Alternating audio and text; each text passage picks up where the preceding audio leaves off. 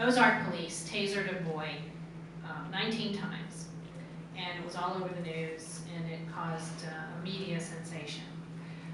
This person in the audience wonders why the sheriff's office didn't investigate it. So can you explain the process by which those kinds of incidents may be investigated, and why or why not a person may be charged in a crime like that, if it is a crime? That's politics to its core right there. The sheriff could have, being the lead law enforcement officer in the county, he has the authority to step in and take over that investigation. But what kind of potential damage is he going to cause doing so?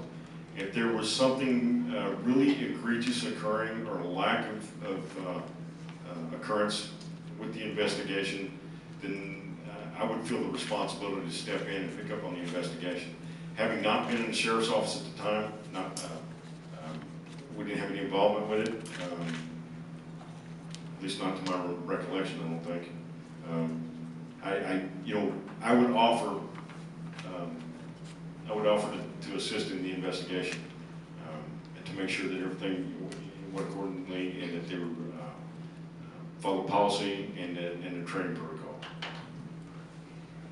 Dale, several years ago, Ozark police tasered a boy 19 times. Shouldn't the sheriff's office investigate that? And what is your opinion of the protocol when an incident like that happens?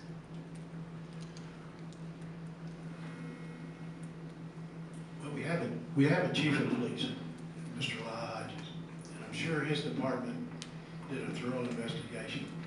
I can remember reading something about it in the paper. I think it happened out here on 65, under the bridge, or by the bridge on 65. But I would think that they would have called the sheriff and let him done an independent investigation to make sure they had handled everything right, or called in the highway patrol. If we have a question on something that we didn't feel is just exactly right, then we need to call in some independent investigation to make sure that we are doing everything up to par. So as if I would have been the sheriff, I think at that time I would call Mr. Hodges and talk to him and see if we could not sit down and visit and try to see exactly what took place and make sure that we cleared all the officers that was involved. This question will begin with you, Dale. What is the optimal number of patrol cars per shift in a county like Christian, and why?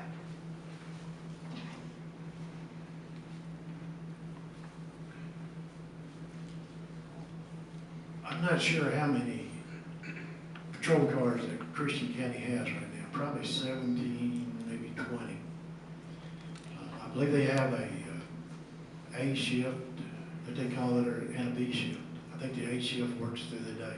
Maybe they have a sergeant, corporal, and maybe 7 patrolmen, or I'm just using this as a number. But I think that with that many people that we should be able, deputies, that we should be able to take care of the county real good. Back when I was a deputy in Christian County, there was like 1 sheriff and 4 or 5 road officers or deputies. We were able to handle the county, but it wasn't the size it is today. But I think that Joy has had his people scheduled to work the shifts, and I think he altered them a little bit so he has people overlapping, so they're aware of what's going on in the midnight hour. I got it. The number of cars you have on the street at any given time is predicated on your calls for service, and you develop an analysis of your calls for service and find out what time of day, what time of the week, what time of the month that most of the calls are occurring, and you plan your patrol plan in that manner. Where the most calls for service are coming in during that portion of the day, you get your most cars on the street. At 3 o'clock in the morning, you may only have 2 deputies out there because there might be a stretch statistically where you're not getting any calls for service. You may have 5 guys on at 5 o'clock Friday afternoon because you've got calls for service coming in every 15 seconds or 15 minutes or whatever whatever your statistical analysis has pointed out to you. These are some of the things we've done, and this is how we develop a patrol plan that we have, and this is at the efficiency that we've brought to the agency. This next question starts with Joey, to both of you. Should the law enforcement sales tax that just failed in April return to the ballot? If so, when? If not, why not? Man, you guys like putting me in a corner, don't you? Yeah, I'm not gonna deny that the county needs more money. I hate taxes just like the next person. I'm conservative to my core, and I think taxes it's kind of like death. You just got to deal with it, you know. But the problem is like I was stating a while ago, there's 3 counties in Missouri that are roughly, not roughly, but almost exactly the same size. I'm trying to keep this feedback on. And their annual budgets are double. They're almost the same size as the budget of the entire county, Christian County. Cape Girardeau County budget is over $10 million.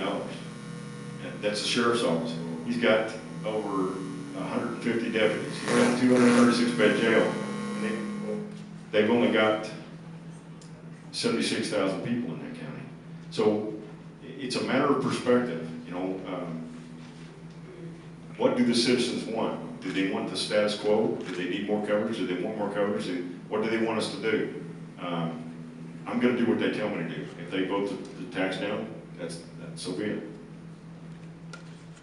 Should the law enforcement sales tax return to the ballot that was defeated in April? If so, when? If not, why not? At this time, I don't believe that if we put it on the ballot in April that it would pass. Because times are really tight right now, and everybody is, especially the older people, are just getting by on what income they have. I think after the first of the year, either myself, Lee Sheriff, or Joey, if we would go to the citizens of Christian County and ask them for a 1/8 of a cent sales tax, like Greene County did, make sure it's for the sheriff's department and the deputies, for their equipment, their cars, and we get it